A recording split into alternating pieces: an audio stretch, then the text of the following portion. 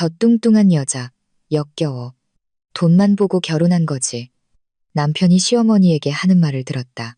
나는 아무것도 못 들은 척했지만 다음날 50억 원짜리 집을 팔아버리고는 미소 지으며 쪽지 한 장만 남긴 채 사라졌. 저 뚱뚱한 여자, 역겨워. 그것은 그녀의 세상이 마치 도자기가 슬로우 모션으로 바닥에 부딪혀 깨지는 것처럼 소리 없이 무너지기 전에 들었던 첫마디였다. 비명도 폭력도 아니었다. 마치 날씨를 얘기하듯 아무렇지 않게 경멸을 담아 내뱉은 문장이었다. 그리고 그 말은 지난 10년간 자신과 침대를 함께 쓴 남자의 입에서 나왔다. 박서연은 42세였다. 갈색 머리카락, 고통을 감추는 법을 배운 꿀색 눈동자, 그리고 그녀의 성이 속하게 한 상류사회의 잔인한 기준에는 맞지 않는 몸매를 가졌다. 그녀는 우아함으로도 친절함으로도 그리고 마치 모든 사람이 들을 가치가 있는 이야기를 가진 것처럼 다른 사람들을 바라보는 시선으로도 눈에 띄지 않는 여자가 아니었다. 등 뒤에서는 자선기부에 미소 짓던 바로 그 사람들이 그녀를 뚱뚱한 재벌가 여자라고 불렀다. 그녀의 남편 이진우도 그들 중 하나였다. 그날 아침 저택에서는 은은한 커피 향과 갓 구운 빵 냄새가 났다. 진우의 생일이었다. 셰프는 특별한 아침 식사를 준비했고 서연은 거실을 장식하기 위해 신선한 꽃을 주문하는 데 공을 들였다. 그녀는 그가 시계 자체 때문이 아니라 선거 캠페인 사진에서 그의 손목을 빛내줄 디자이너의 이름 때문에 갖고 싶어 한다는 것을 알고 고급 시계를 신중하게 골랐다. 그녀보다 7살 어린 진우는 떠오르는 정치인이었고 대중 앞에서는 카리스마가 넘쳤지만 사적으로는 거리를 뒀다. 그의 시선은 항상 다음 움직임을 계산하는 사냥꾼의 것이었다. 그들은 아이도 스캔들도 사랑도 없이 10년을 결혼 생활을 했다. 때때로 서연은 사랑이 있기는 했는지 아니면 한 번도 짓지 않은 해변의 집을 상상하듯 자신이 상상한 것인지 궁금했다. 오전 10시 16분 그녀는 손에 봉투를 들고 계단을 내려왔다. 장애아동재단에 이진우의 이름으로 1억 원을 기부한 증서였다. 그녀는 그것이 그를 미소 짓게 할 것이라고 생각했다. 그는 자신을 관대한 남자로 보는 것을 좋아했다. 그리고 그것이 소셜미디어에서 그의 이미지를 강화하는 것을 더 좋아했다. 식당은 비어 있었지만 옆방에서 목소리가 들렸다. 그녀는 무심코 멈춰섰다. 그러다 방해하고 싶지 않은 습관 때문에 반쯤 열린 문 뒤에 꼼짝 않고 서 있었고 그때 그 말을 들었다. 저 뚱뚱한 여자, 역겨워. 엄마, 진우가 웃으며 말했다. 돈만 보고 결혼한 거지. 내가 좋아서 같이 자는 줄 알았어? 서연은 숨을 쉬지 않았다. 시어머니인 강 여사는 놀라지 않았다. 그녀의 목소리는 명백한 것을 확인하는 사람처럼 답했다. 적어도 척이라도 해, 진우야. 그녀 재산 전부 상속받을 때까지만이라도 해. 그 후에는 네가 뭘 해야 할지 알잖아. 그 여자가 내 인생에 있을 날도 얼마 안 남았어. 부풀린 자루 같은 몸, 뻥튀기로 채운 인형 같은 몸에 묶여있고 싶어. 그들은 아기의 부끄러움을 느끼지 않는 자들의 가벼움으로 웃었다. 서연은 침을 삼켰다. 봉투가 소리 없이 손에서 떨어졌다. 그녀의 표정은 변하지 않았다. 다리가 겨우 떨렸을 뿐 마치 세상이 조금 더 빨리 움직이는 것 같았지만 그녀는 굳건히 서 있었다. 그녀는 천천히 뒤로 물러나 구두 소리를 내지 않고 계단을 올라가 아무 일도 없었던 것처럼 자기 방 문을 닫았다. 울지 않았다. 소리 지르지도 맞서지도 않았다. 그날 밤 그들은 함께 저녁을 먹었다. 서연은 미소로 그를 축하했다. 선물을 주었다. 진우는 볼에 건조한 키스로 고마움을 표하고 열광하는 척했다. 강 여사는 와인이 훌륭하다며 서연이 친구의 다이어트를 시도해봐야 한다고 말했다. 그녀를 제외하고 모두가 웃었다. 그녀는 그저 그들을 관찰할 뿐이었다. 차분함이 아니라 계획에 찬 평온함으로 둘을 바라보았다. 자정이 지났다. 진우가 주 침실에서 잠든 동안 서연은 맨발로 집안을 걸었다. 그녀가 고른 그림들, 이탈리아에서 주문한 가구들, 배우지 못한 피아노, 실제로는 결코 자신의 것이 아니었던 삶의 증인인 모든 물건들을 구석구석 살폈다. 그것은 수년간 그녀를 질식시킨 틀에 맞추기 위해 지어진 박물관이었다. 서재에서 그녀는 종이 한 장을 꺼내 단호한 필체로 썼다. 당신의 본 모습을 보여줘서 고마워요. 이름 없이 서명했다. 종이를 접고 노트북을 켰다. 1시간도 안 되어 신중한 부동산 중개인 외국인 구매자와 연락했고 재산의 대부분을 다른 이름으로 다른 나라의 새 계좌로 이체했다. 그녀는 수년간 가족의 부를 관리해왔다.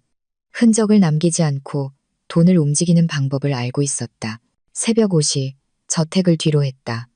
하인 중 누구도 그녀가 나가는 것을 보지 못했다. 그녀는 배낭 하나, 긴 코트, 여권, 그리고 라미레즈라는 성이 그녀를 트로피 와이프로 만들기 전 세계 여행을 꿈꾸던 18살 때의 사진 한 장만 가지고 있었다. 2시간 후 진우는 잠에서 깼다. 아내가 없는 것을 이상하게 여겨 불렀다. 부엌, 정원, 욕실을 찾아다녔다. 그녀를 찾은 것은 베개 위에 놓인 종이 한 장뿐이었다. 당신의 본 모습을 보여줘서 고마워요. 그는 종이를 바닥에 던졌다. 이해하지 못했.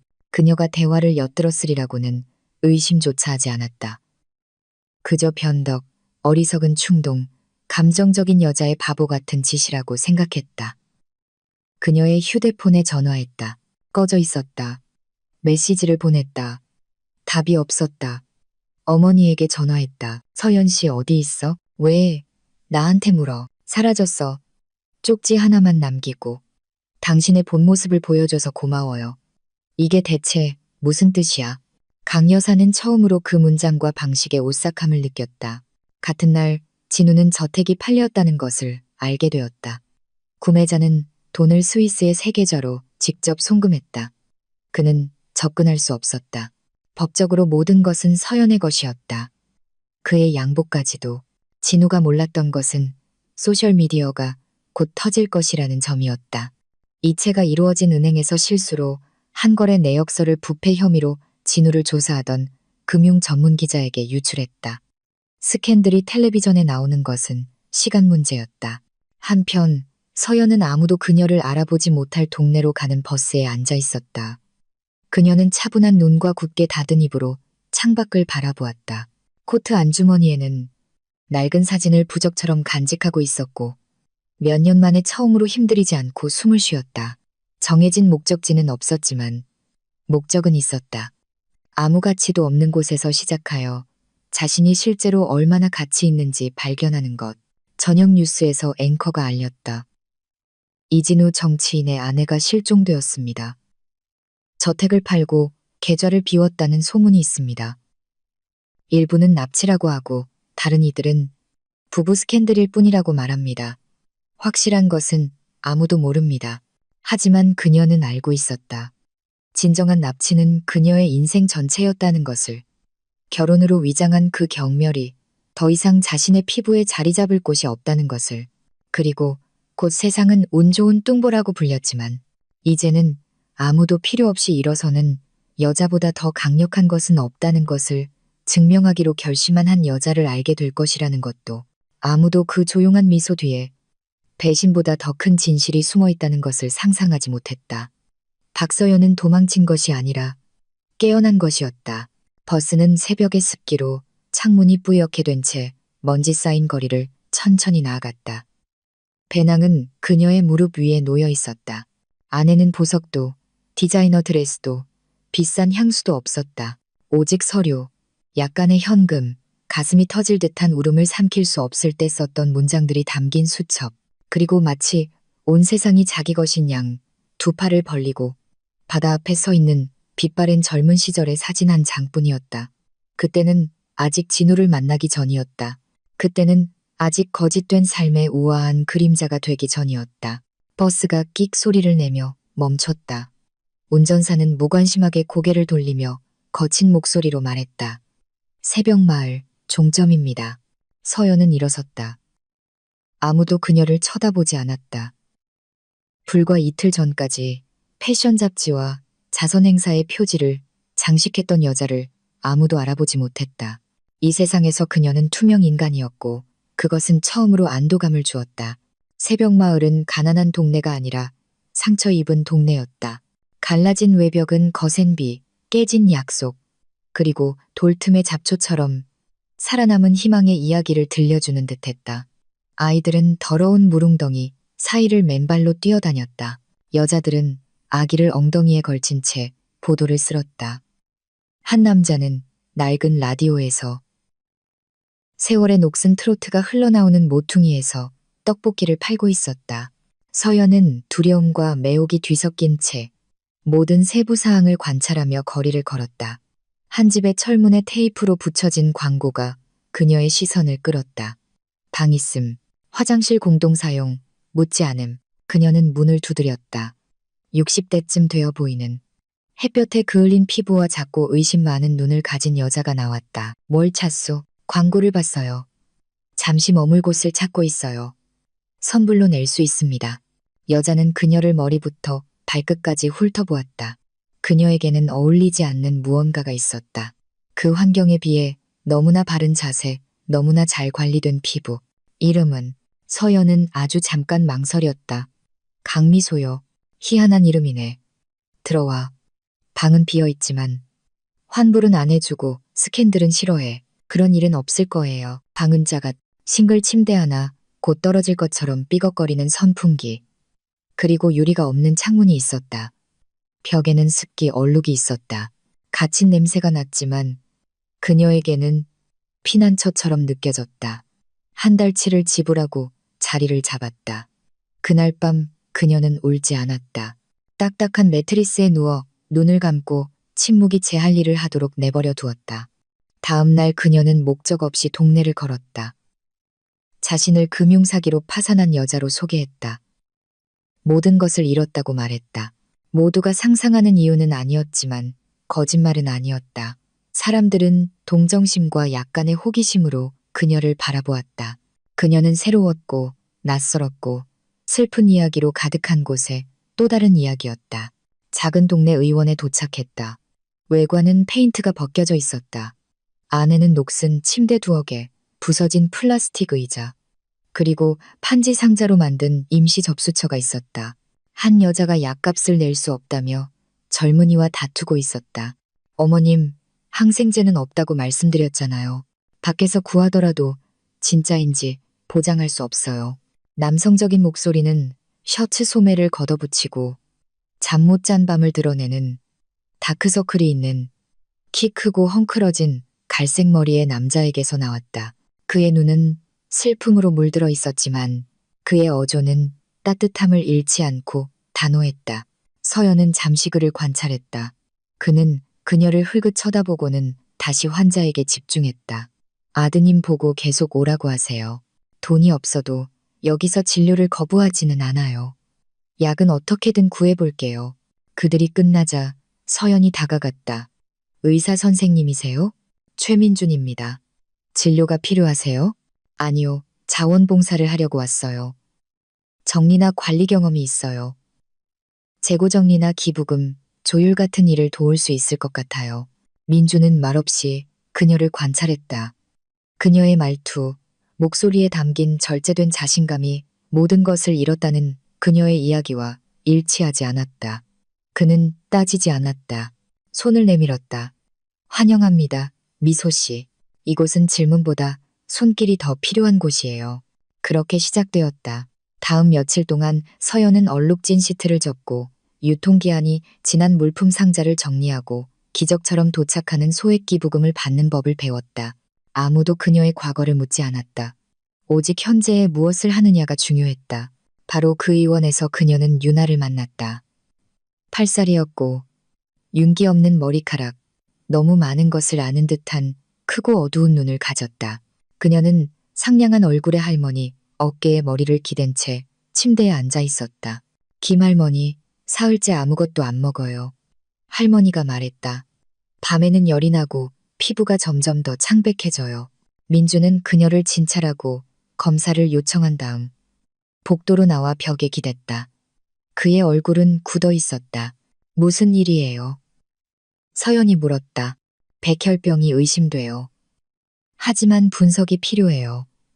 그리고 그건 돈이 들죠. 서연은 창문 너머로 그녀를 보았다. 유나는 팔이 하나 없는 인형을 가지고 놀고 있었다. 비밀을 말하듯 낮은 목소리로 무언가를 중얼거렸다. 민준이 떠나자 김할머니가 서연에게 다가왔다. 당신은 여기 사람이 아니구먼. 네? 손이 깨끗하고 손톱은 잘 관리되어 있고 등이 꼿꼿해. 여기서 인생은 우리를 구부정하게 만들거든. 서연은 대답하지 않았다. 걱정 말아요. 나도 젊었을 때 비밀이 있었어. 비난하는 게 아니야. 다만 여자가 무언가를 숨길 때는 누가 자기를 보는지 아주 잘 선택해야 한다고 말해주고 싶어서 그래.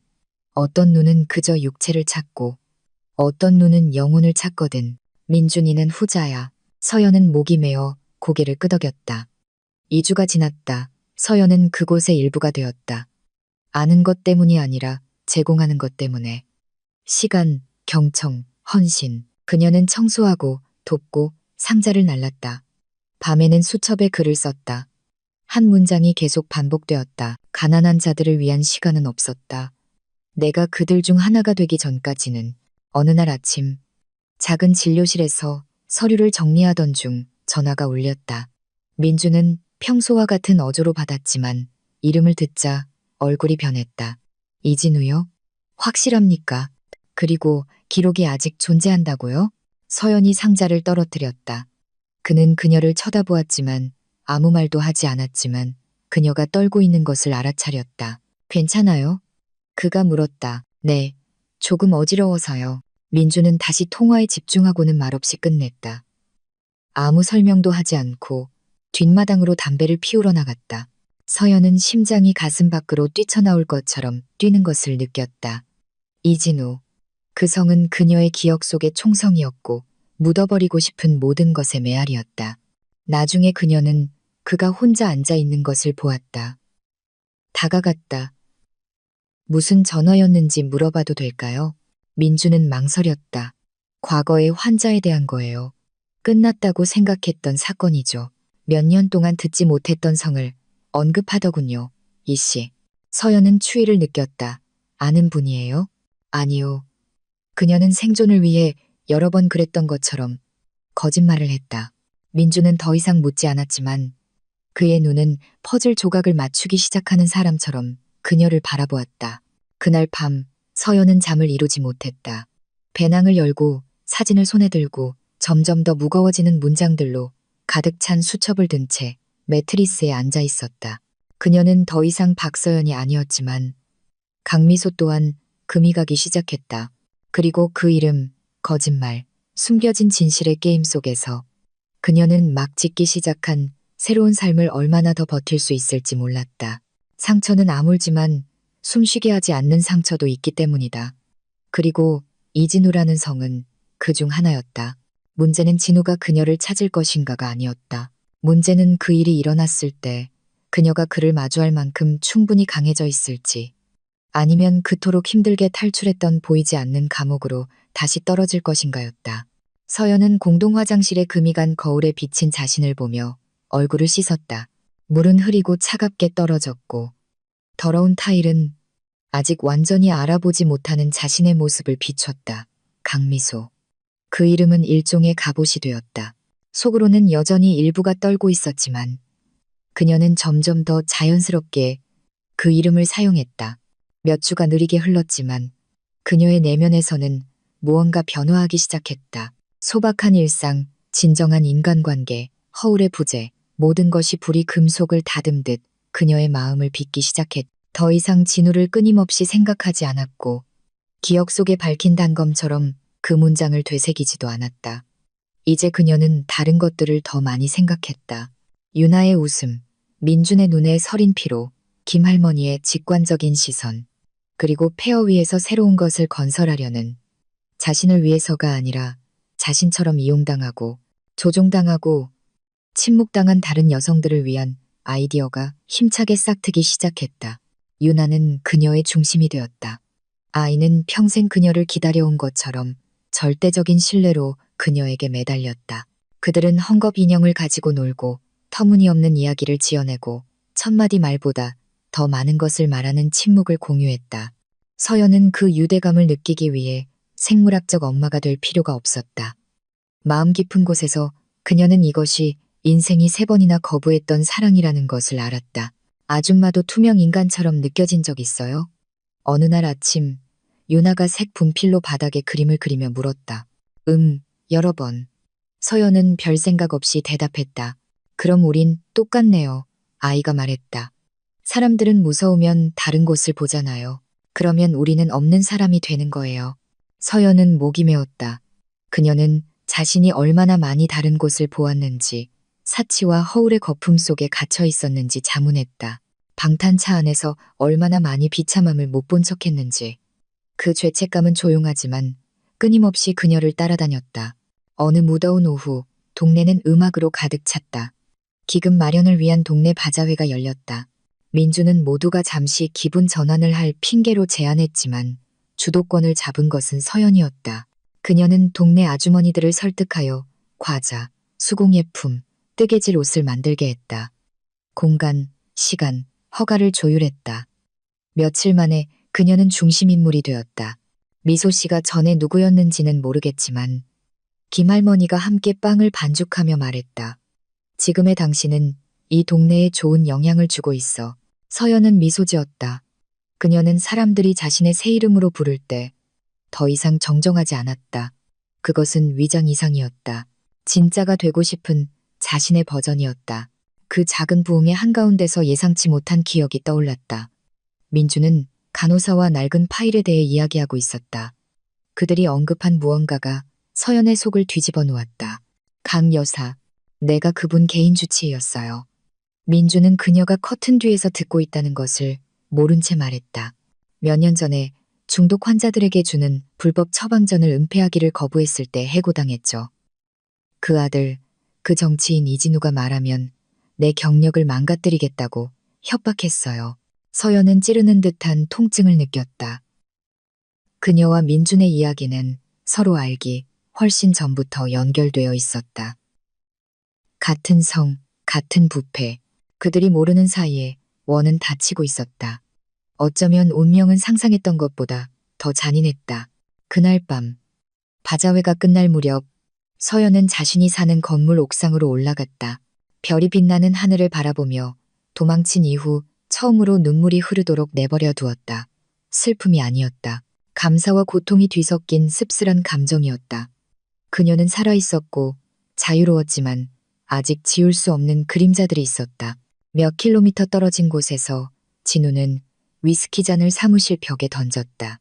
아무도 감히 고개를 들지 못하는 가운데 유리가 산산조각 났다. 그의 정치 캠페인은 무너지고 있었다. 일부 후원자들은 그를 버렸다. 언론은 의심하기 시작했다. 저택에 의심스러운 매각에 대한 단서를 쫓는 기자들이 있었다. 서연의 실종은 스캔들이 되었다. 찾아내. 그는 고용한 사립탐정에게 명령했다. 어떻게든 상관없어. 이게 날 망치기 전에 그녀가 돌아와야 해. 지친 개 같은 얼굴을 한 전직 군인인 남자는 감정 없이 고개를 끄덕였다. 그는 이미 몇 가지 단서를 가지고 있었다. 은행 거래 내역, 전화 연결, 보안 카메라의 흐릿한 이미지. 시간 문제일 뿐이었다. 한편 서연은 동네 외곽의 낡은 폐창고를 방문했다. 아무도 그녀를 쳐다보지 않았다. 아무도 그녀가 새 신분을 이용해 비밀리에 그곳을 샀다는 것을 의심하지 않았다. 그녀의 계획은 분명했다. 그곳을 학대 피해 여성을 위한 재단으로 바꾸는 것, 심리학자, 음식, 거처, 법률 지원이 있는 진정한 피난처. 그녀와 같은 다른 사람들이 자신의 이름에 대해 거짓말을 할 필요 없이 다시 시작할 수 있는 곳. 그녀는 두꺼운 수첩에 모든 것을 적었다. 필요 물품, 공급업체, 자금 조달, 아이디어. 민주는 너무 많은 질문을 하지 않고 그녀를 도왔다. 그는 더 이상 의심의 눈초리로 그녀를 보지 않고 감탄에 가까운 무언가로 바라보았다. 비록 그의 시선에는 여전히 그 지울 수 없는 우울함이 뛰고 있었지만 잘못 진단된 폐렴으로 아내를 잃었어요. 어느 날 밤 그가 고백했다. 사설 진료가 그녀를 죽였어요.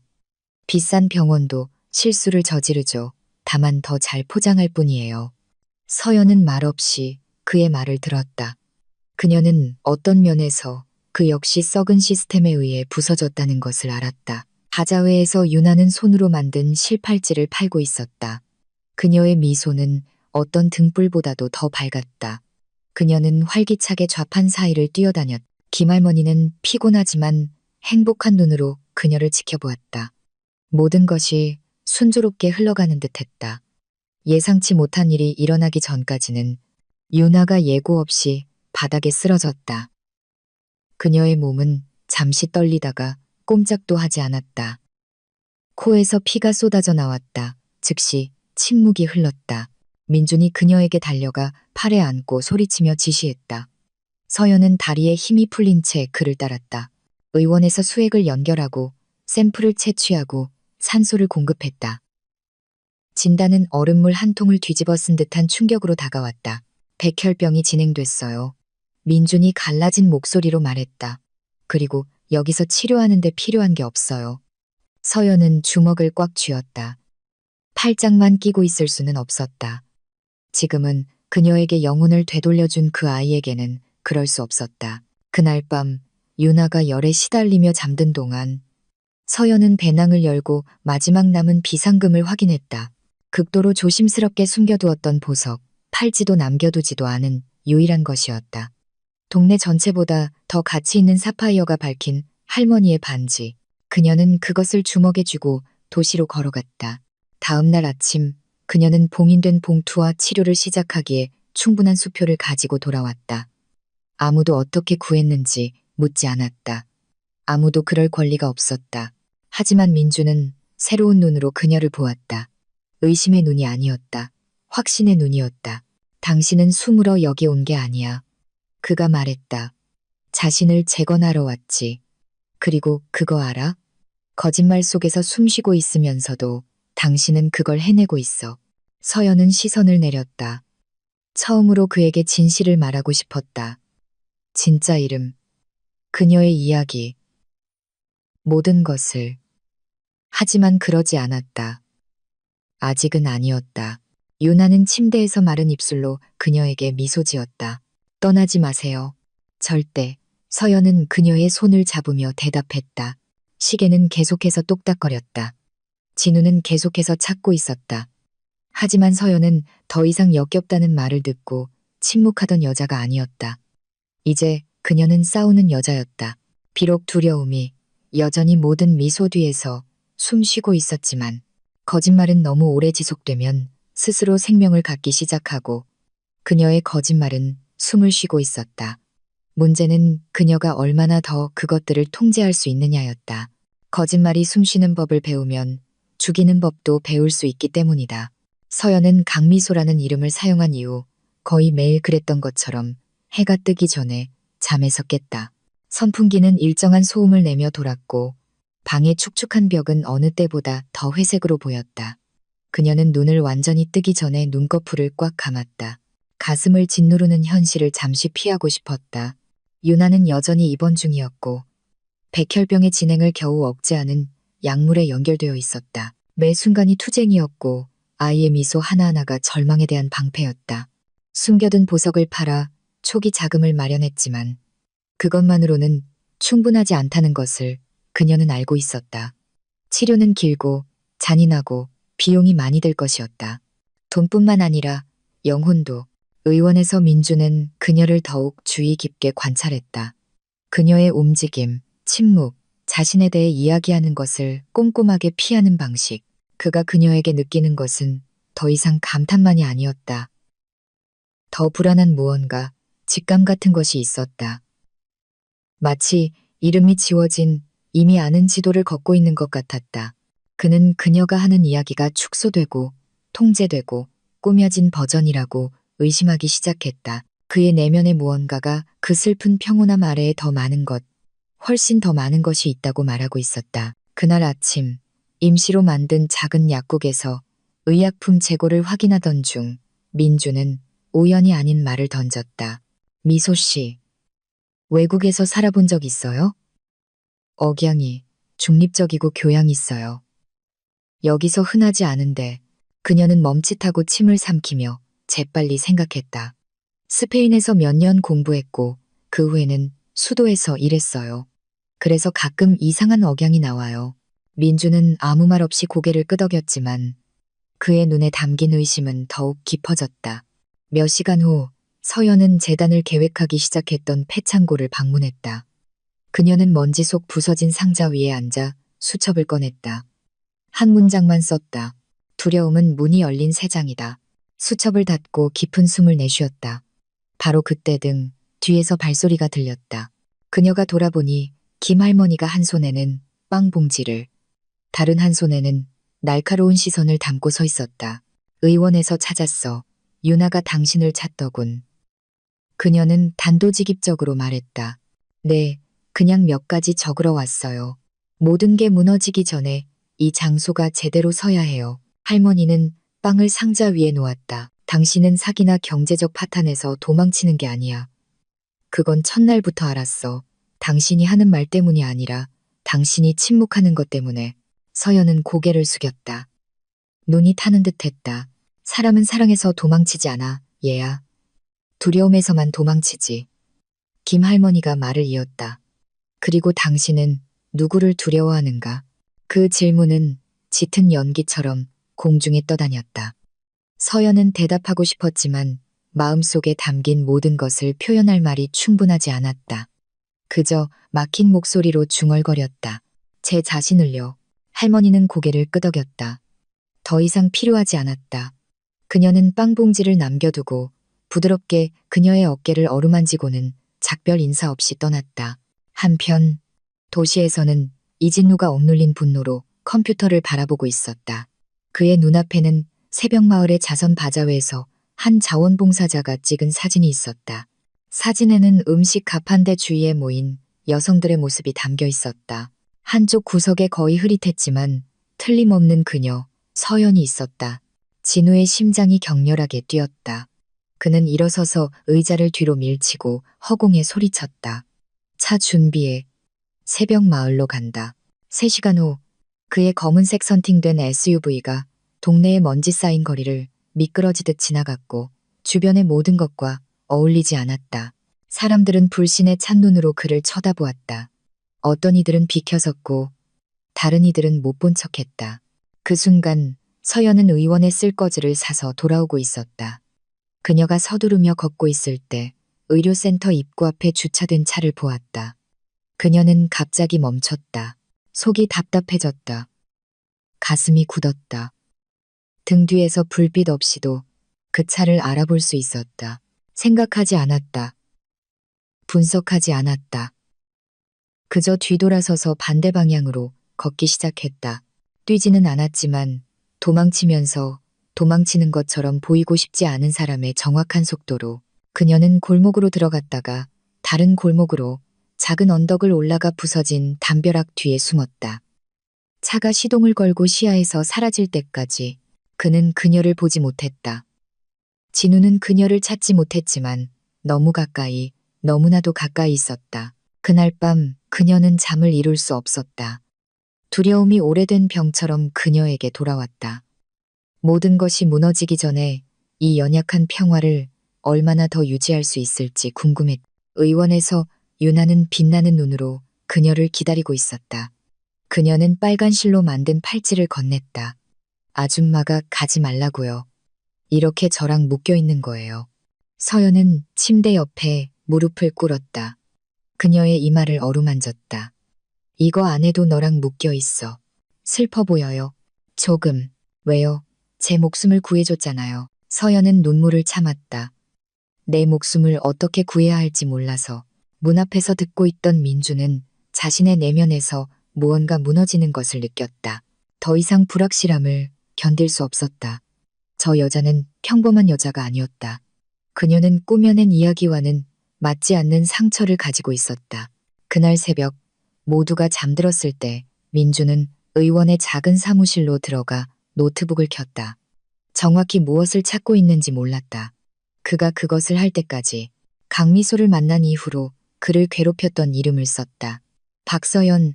브라우저에는 수백 개의 결과가 쏟아져 나왔다. 사교 행사 사진, 잡지 표지, 그녀의 실종 소식, 저택의 의문의 매각에 대한 기사, 정치 스캔들, 그리고 그를 얼어붙게 만든 한 장의 사진. 지난 몇 달 동안 읽는 법을 배운 바로 그 미소, 그 눈, 그 그 얼굴. 강미소는 존재하지 않았다. 가면이었고 거짓말이었다. 하지만 그녀가 한 모든 것은 진짜였다. 도움, 다정함, 헌신, 깨진 유리 같은 과거를 가진 저 여자는 생명을 구했다. 그의 삶을 부활시켰다. 그리고 이제 그는 그녀가 실제로 누구인지 알았다. 박서연, 자신을 해고하고 모욕하고 파괴한 남자의 사라진 아내. 원은 다치고 있었다. 그는 의자에 기댔다. 눈을 감았다. 더 이상 모르는 척할 수 없었다. 그리고 이제 그는 그 진실로 무엇을 할지 결정해야 했다. 아는 것의 대가는 다시는 외면할 수 없다는 것이기 때문이다. 민주는 한숨도 자지 못하고 아침을 맞았다. 화면 속 박서연의 이미지는 화상처럼 그의 마음에 고정되어 있었다. 강미소는 존재하지 않았다. 그는 그녀가 자신의 상처를 참을 수 없는 침묵으로 끌고 다니면서 다른 사람의 상처를 치유하는 것을 목격했다. 그가 그녀와 마주하면 아무것도 예전 같지 않을 것이라는 것을 알았다. 하지만 침묵하는 것 또한 그가 가장 가치 있게 여기는 것, 즉 진실을 배신하는 한 가지 방법이었다. 그는 그녀가 수첩을 손에 들고 의원 문턱에 앉아 있는 것을 발견했다. 그녀는 글을 쓰고 있지 않았다. 그저 그것이 자신의 균형인 것처럼 붙들고 있을 뿐이었다. 얘기 좀 해요. 그가 단도직입적으로 말했다.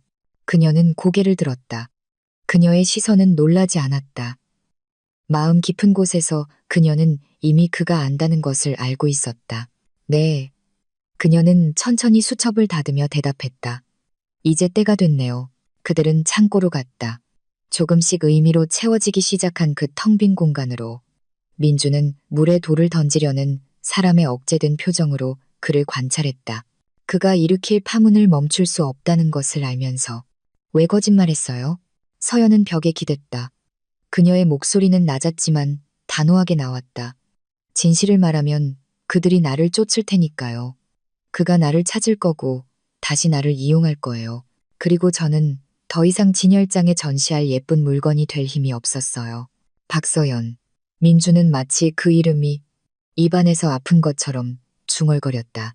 이진우의 아내, 국내 최대 재벌가 중 하나의 상속녀, 실종되어 국가적 미스터리가 된 사람, 그리고 망가진 여자.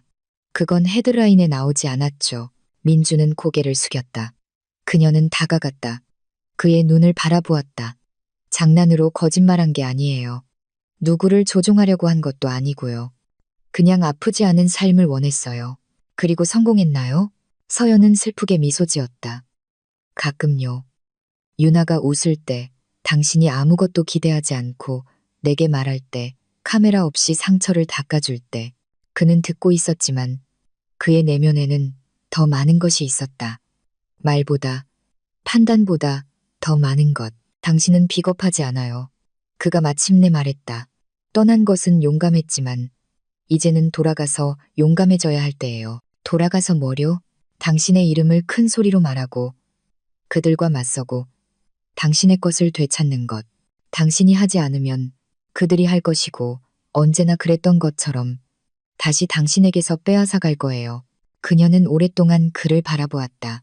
그리고 가슴속 무언가가 삐걱거렸다. 한편 수도에서는 언론이 헤드라인으로 터져 나오고 있었다. 검찰에서 익명으로 유출된 보고서에는 이진우와 그의 어머니 강 여사를 자금 세탁, 공금 유용, 판사 매수 사건과 연관 짓는 문서, 녹음 파일, 금융거래 내역이 담겨 있었다.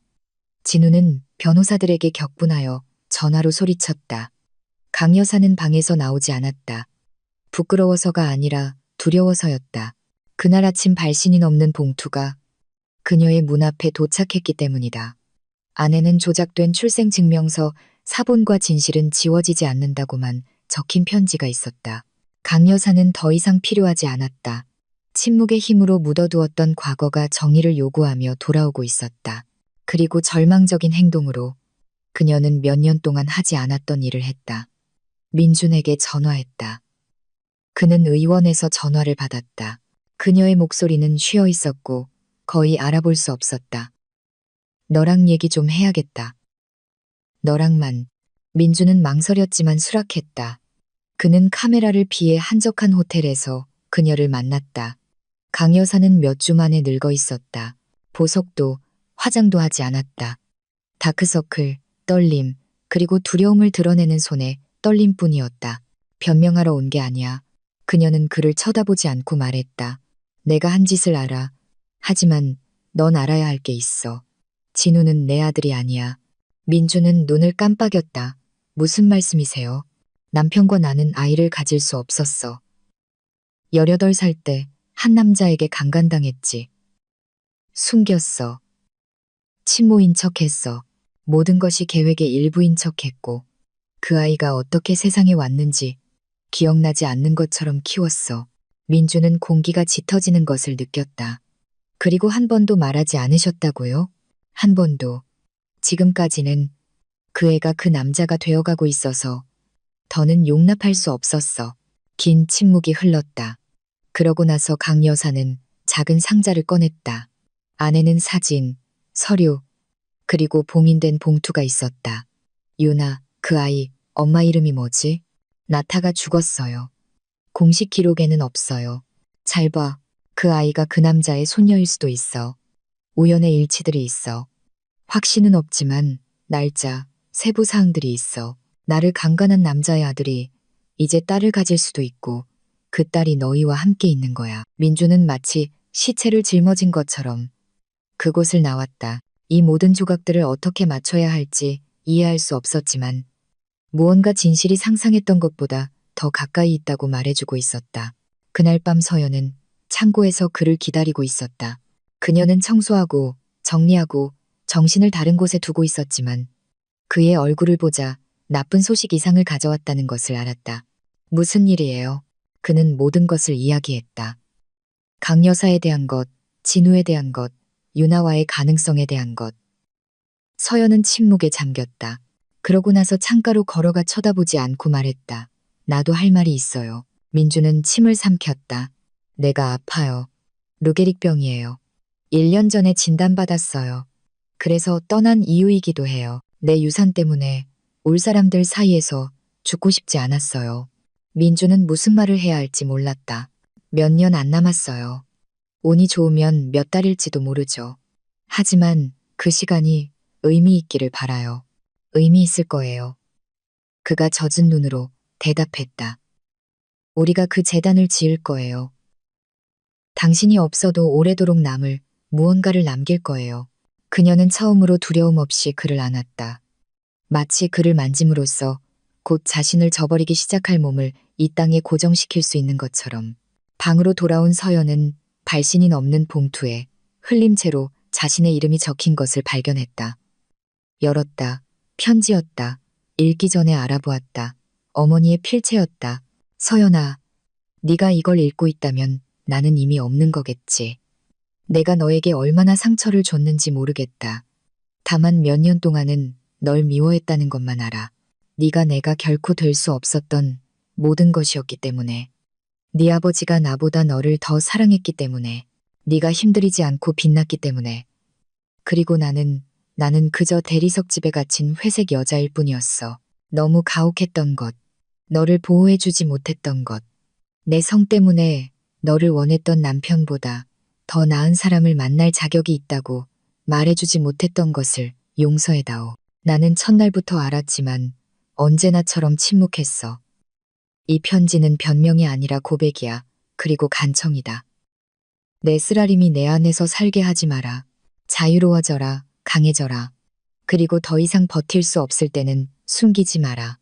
돌봄받고 사랑받고 지지받는 것을 허락해라. 네가 말하지 않아도 너 또한 구원받을 자격이 있으니까.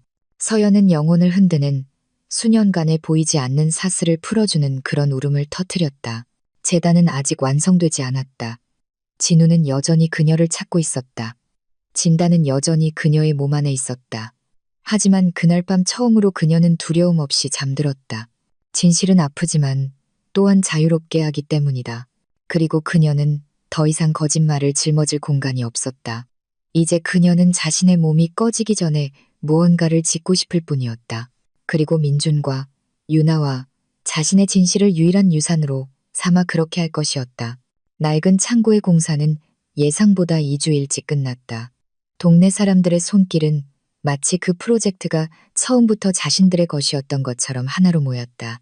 그를 거의 읽지 못하는 남자들은 외과 의사의 정밀함으로 시멘트를 섞었다. 수년간의 고통을 짊어진 여자들은 상처를 씻어내듯 벽을 칠했다. 벽돌 하나, 타일 하나에 이야기가 담겨 있었다. 그때까지 아무도 듣고 싶어 하지 않았던 이야기들. 미소재단은 언론도 카메라도 공허한 연설도 없는 개관식을 열었다. 중요한 사람들만 있었다. 항암 치료로 머리카락이 듬성듬성해진 유나가 리본을 자를 가위를 들었다.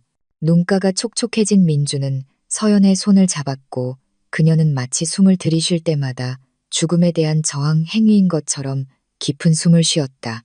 몇 주 전에 법적 절차를 마쳤다. 그녀의 모든 재산, 계좌, 남은 투자금, 주식은 재단 명의로 이전되었다. 보석 하나, 재산 하나도 그녀의 이름 아래 남지 않았다. 한때 억압의 상징이었던 모든 것이 이제 구원의 도구가 될 것이었다. 서연은 느린 걸음으로 새 건물의 복도를 걸었다.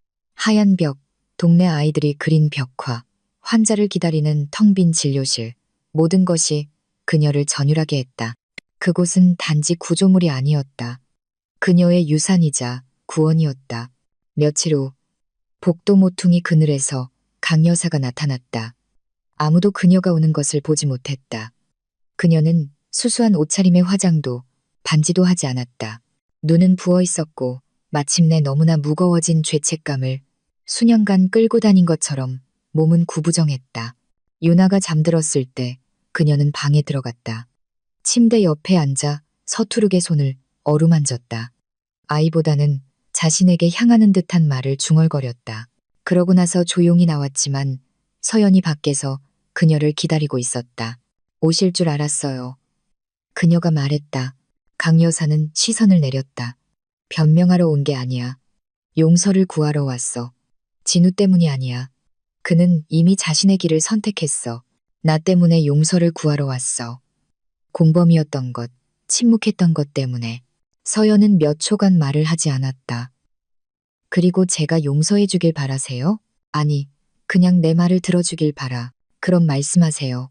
네가 몇 년 동안 어떻게 꺼져가는지 봤어. 너무 완벽해서 볼 수 없게 되었지.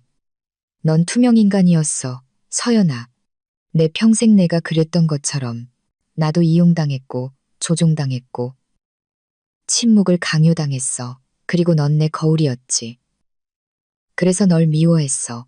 내가 감히 하지 못했던 모든 것을 상기시켰으니까. 서연은 다가갔다. 안기 위해서가 아니라 정면으로 그녀를 보기 위해서. 듣고 있어요. 하지만 저에게 한 짓 때문에 용서하는 건 아니에요. 당신 자신에게 한 짓 때문에 용서하는 거예요. 강 여사는 수십 년간 참아왔던 울음을 터뜨렸다. 텔레비전에서 진우는 뉴스걸이었다. 더 이상 정치인이 아니라 이제는 용의자였다. 그의 이미지는 부패, 자금 세탁, 청탁 비리, 연루 등의 헤드라인 사이에 나타났다. 그는 당에서 제명되었다. 그의 얼굴은 더 이상 미소를 팔지 않고 스캔들을 팔았다. 그리고 마지막 수단으로 그는 재단 앞에 나타났다. 서연은 2층에서 그를 보았다. 두려움도 분노도 느끼지 않았다. 더 차가운 무언가. 이미 길을 잃은 사람을 관찰하는 듯한 슬픈 동정심을 느꼈다. 그는 마당에서 그녀를 기다렸다. 손에는 서류 가방을 들고 있었고 지나간 세월보다 더 늙어 보이는 표정을 하고 있었다. 싸우러 온 게 아니야. 그가 그녀를 보자마자 말했다. 거래를 하러 왔어. 당신과는 거래가 없어. 그녀가 차분하게 대답했다. 증거가 있어. 서류들. 널 대중적인 거짓말에 빠뜨릴 수 있어. 네가 훔쳤다고 모든 걸 차지하기 위해 실종을 꾸몄다고 말할 수 있어. 이미 그랬어. 모든 걸 차지했지. 하지만 물질적인 건 아니야. 그녀는 천천히 다가가 그의 눈을 바라보았다. 네가 몇 년 전에 잃어버린 존엄성을 차지했어. 그는 이를 악물었다. 정말 이 장소가 네가 가졌던 모든 것보다 더 가치 있다고 생각해? 아니, 이 장소만이 유일하게 가치 있다고 생각해. 물질적인 건 다 가져도 돼. 네가 절대 가질 수 없는 건 평화야. 진우는 한 걸음 뒤로 물러섰다. 진실이 어떤 위협보다도 더 그를 강타했다. 그리고 네 어머니에게 들었다고 전해줘. 그리고 그 아이는 자기 할아버지가 누구였는지 알 필요 없어. 이미 충분한 사랑을 받고 있으니까 네 사랑은 필요 없어. 그가 대답하기 전에 서연은 가방에 손을 넣어 봉투를 건넸다. 이게 내가 너에게 주는 마지막이 될 거야. 진우는 열어보지 않고 떠났다. 나중에 텅 빈 아파트에서 그는 그것을 읽었다. 사랑 없는 권력은 공허하다. 영혼 없는 돈은 죽음이다. 너는 나를 살아서 여러 번 죽였지만 나는 부활했다. 그리고 너는 여전히 내 자아 속에 묻혀 있다. 우리는 더 이상 적이 아니다. 우리는 아무것도 아니다. 혼자 있는 법을 배워라. 어쩌면 거기서부터 너 자신을 찾기 시작할지도 모른다. 민준과 서연은 함께 하룻밤을 보냈다. 열정의 밤이 아니었다. 진실의 밤이었다. 같은 침대에서 잠들어 서로의 숨소리를 들으며 마치 대양 한가운데서 껴안은 두 명의 조난자처럼. 두려워요. 그가 물었다. 평화로워요. 두려움이 없는 것과는 다르지만 충분해요. 사랑해요. 그녀는 말로 대답하지 않고 그의 손을 잡아 자기 가슴 위에 얹었다. 다음 날 아침 민주는 커피를 사러 갔다. 돌아왔을 때 그녀는 미소 지으며 잠들어 있었지만 숨을 쉬지 않았다. 그는 다가가 그녀를 만졌고 그녀가 더 이상 없다는 것을 알았다. 소리치지도 즉시 울지도 않았다. 그저 그녀 옆에 앉아 해가 완전히 뜰 때까지 그녀의 손을 잡고 있었다. 테이블 위에는 손으로 쓴 이름이 적힌 봉투들이 있었다. 민준에게, 유나에게, 김할머니에게, 강 여사에게. 민준에게 온 편지에는 이렇게 적혀 있었다. 이루어지지 않은 것을 위해 울지 말고 이루어진 것에 감사해요. 내 손에 내가 원했던 삶을 맡겨요. 아무도 당신의 빛을 의심하게 하지 말아요. 당신은 어둠 속에서도 나를 빛나게 했으니까. 유나에게 온 편지에는 이렇게 적혀 있었다. 너는 미소가 약보다 더 많은 것을 치유할 수 있다는 것을 가르쳐 줬어. 내 이야기를 쓰겠다고 약속해줘. 세상은 두려움을 이겨낸 소녀를 알아야 하니까. 미소재단은 계속해서 섰고, 성장했고, 치유했고, 껴안았다. 그리고 주벽 중 하나에는 그녀의 미소 짓는 얼굴이 담긴 벽화가 모든 사람에게 죽더라도 결코 떠나지 않는 여인들이 있다는 것을 상기시켰다. 세상을 바꾸는 것은 돈이 아니라 진실과 그것으로 만들어진 사랑이기 때문이다. 민주는 얼마나 오랫동안 그녀의 몸 옆에 있었는지 몰랐다. 아마 1시간, 어쩌면 2시간.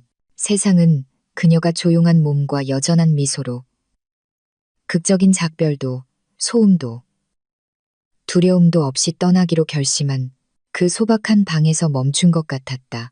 그녀는 마지막 몇 달을 살았던 것처럼 조용히 떠났지만 지울 수 없는 흔적을 남겼다. 대리석 묘지에서의 장례식도, 촛대 사이의 미사도, 정치인들의 거짓 연설도 없었다. 그녀의 몸은 그녀가 요청한 대로 화장되었고 그녀의 유해는 미소재단의 정원에 뿌려졌다. 바로 유나가 매일 아침 물을 주기로 약속한 젊은 아몬드 나무를 심은 곳에. 그녀의 죽음 소식은 동네에 빠르게 퍼졌다. 여자들은 문 앞에서 울었다. 아이들은 침묵을 지켰고 유나는 며칠 동안 말을 하지 않았다. 민주는 자동인형처럼 걸었지만 멈추지 않았다. 계속되어야 할 일들이 있었고 그는 그녀의 이야기가 그 하얀 방에 묻히도록 내버려 두지 않겠다고 다짐했다. 몇 주 후 무언가를 더 발견한 것은 유나였다. 서연의 책상 서랍 중 하나에서 그녀는 의원에서 쪽지를 남길 때 사용했던 것과 같은 명확하고 단호한 필체로 정성스럽게 제본된 원고를 발견했다. 손으로 쓴 제목은 이랬다. 남편은 내가 역겹다고 말했다. 서문은 이렇게 시작되었다. 이것은 버림받은 여자의 이야기가 아니라 세상을 기쁘게 하기 위해 자신을 버리는 법을 배운 한 여자가 어느 날 깨어난 이야기다. 민주는 하룻밤 만에 그것을 다 읽었다. 끝났을 때 그는 무엇을 해야 할지 알았다. 몇 달 후 그 책은 한독립 출판사에서 출판되었다. 아무도 그것이 일으킬 현상을 예상하지 못했다. 처음에는 소셜미디어에서, 그 후에는 주류 언론에서 입소문이 났다. 여자들은 조용히 그 책을 샀고 눈물을 흘리며 공유했고 이웃 모임에서 속삭이며 이야기했고 대학에서 분석했다. 서연의 이야기는 단지 배신당한 아내의 이야기가 아니었다. 한 번이라도 자신이 부족하다고 느꼈던 모든 여성들의 이야기였다. 인터뷰에서 민주는 재단 프로젝트에 대해 이야기했다. 그는 책으로 한 푼도 받으려 하지 않았다. 모든 수익금은 다른 지역에 미소재단의 새로운 지부를 만드는 데 사용되었다. 아이디어는 분명했다. 어떤 여자도 다시 살기 위해 사라질 필요가 없도록 하는 것. 두 번째 지부의 이름을 지은 것은 유나였다. 그녀는 그곳을 다시 태어나는 이들의 집이라고 불렀다. 작고 소박했지만 생명으로 가득했다. 그녀는 직접 한쪽 벽에 서연이 편지에 남긴 문장을 그렸다. 내 이야기를 쓰겠다고 약속해줘. 그리고 그녀는 그렇게 했다. 유나는 글을 썼다. 자신의 경험에서 영감을 받은 동화책을 출판했다. 그 책에서 한 소녀는 미소와 빨간 팔찌로 잿빛 나날의 괴물을 이겨냈다. 그녀는 책 박람회에 초대받았고 인터뷰를 했다. 그녀는 항상 서연이 살아있는 것처럼 이야기했고 그녀에게는 그랬다.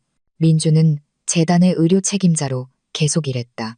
그녀의 부재의 무게가 돌처럼 그를 덮치는 날도 있었지만 정원에 들어가 여자들이 웃고 아이들이 뛰고 자원봉사자들이 열정적으로 도착하는 것을 보는 것만으로도 서연이 이겼다는 것, 그녀의 사랑이 죽지 않았다는 것, 그녀의 유산이 재가 아니라 뿌리라는 것을 알기에 충분했다.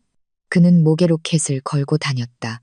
아내는 그녀가 죽기 전에 자신을 의심할 때 이걸 만져. 여기에는 결코 떠나지 않을 내 일부가 있어라는 쪽지와 함께 직접 준 머리카락 한 줌이 들어 있었다. 그는 공개적으로 그것을 열지 않았다. 오직 외로운 밤, 침묵이 아플 때만 열었다. 강 여사도 변했다. 처음에는 아무도 믿지 않았다. 그녀 자신조차도. 하지만 그녀는 해냈다. 취약한 여성들의 가정을 방문하기 시작했다. 학대 피해자를 위한 센터에서 익명의 자원봉사자가 되었고 가장 예상치 못한 일로 자신의 모든 재산, 주식, 계좌를 미소재단에 기부했다. 그녀는 대중의 시선에서 사라졌다. 아무도 그녀에 대해 더 이상 알지 못했다. 어떤 이들은 그녀가 수녀원에 갔다고 하고 다른 이들은 다른 나라로 이사했다고 말했다. 확실한 것은 그녀의 이름이 더 이상 권력의 동의어가 아니라 아무것도 통제하려 하지 않는 조용한 그림자가 되었다는 것이다. 한편 진우는 나락으로 떨어졌다. 모든 것을 잃었다. 재산, 평판, 동맹, 자신의 이름을 깨끗이 하기 위해 자서전을 출판하려 했지만 아무도 사지 않았다. 그는 거짓말로 제국을 건설한 남자들이 떨어지는 것처럼 잊혀졌다. 민주는 한 번 도시의 카페에서 그를 보았다. 혼자 남루한 차림으로 멍한 시선으로 다가가지도 아무 말도 하지 않았다. 그저 서연이 마지막 편지에 쓴 것을 생각했다. 우리는 더 이상 적이 아니다. 우리는 아무것도 아니다. 그녀가 죽은 지 1년 후 재단은 그녀의 이름으로 특별한 기념식을 열었다. 여러 곳에서 사람들이 왔다. 그녀의 책을 읽은 여성들, 폭력적인 가정에서 탈출한 여성들, 인신매매에서 구출된 여성들, 그녀의 이야기 덕분에 조용히 치유된 여성들. 그들은 부끄러움 없이, 두려움 없이 큰 소리로 말했다. 행사가 끝날 무렵 한 여성이 마이크를 잡고 말했다. 저는 그녀의 이야기를 읽기 전까지 투명 인간이었어요. 서연은 죽지 않았어요. 제 안에서, 그리고 다른 많은 사람들 안에서 깨어났어요. 민주는 눈을 감고 미소 지었다. 밖으로 나오자 유나가 그의 손을 잡았다. 아줌마가 저기서 우리를 보고 있을까요? 의심의 여지가 없어. 내 안에, 우리 모두 안에 있어. 가끔 꿈에 나와요. 뭐라고 하셔. 계속 글을 쓰래요. 말도 치유가 된다고요. 그리고 유나는 많이 썼다. 그녀는 유명한 작가가 되었지만 결코 자신의 본질을 바꾸도록 허락하지 않았다. 여전히 같은 동네에 살면서 재단을 돕고 아이들에게 워크숍을 열었다. 가끔 사람들은 왜 더 좋은 곳으로 이사하지 않느냐고 물었다. 그녀는 항상 똑같이 대답했다. 여기는 이미 좋은 곳이에요. 그냥 용감한 여자가 여기에 무언가를 심으려고 했을 뿐이에요. 서연의 유해 위에 심은 아몬드 나무는 튼튼하게 자랐다. 여름에는 그 가지가 그늘을 만들어 주었고 그 꽃은 매년 가장 먼저 피었다. 유나는 각 꽃이 피 그녀가 모르는 사이에 만진 이야기라고 말했다. 재단 입구에는 손으로 조각한 금속판이 있었다. 박서연, 강미소, 다른 이들이 쟤만 본 곳에서 불을 지핀 여인. 그리고 그 아래에 그녀가 단 한 번만 말했지만 들은 이들의 기억에 새겨진 문장이 있었다. 한 여자가 두려움을 멈출 때 세상은 변한다. 그리고 세상은 조금 변했지만 변했다. 이제 당신 차례입니다.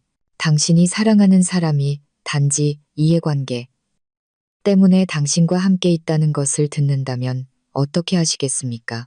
아무 일 없는 척 그곳에 계속 머물겠습니까?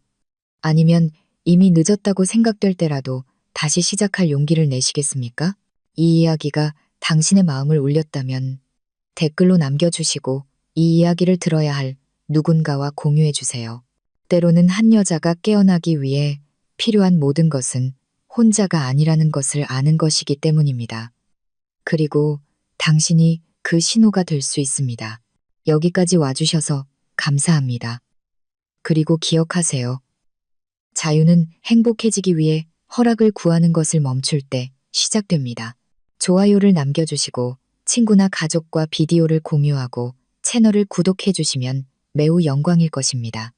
지금 화면에 나타나는 다음 놀라운 이야기를 놓치지 마세요. 당신만을 위한 보장된 엔터테인먼트가 있습니다.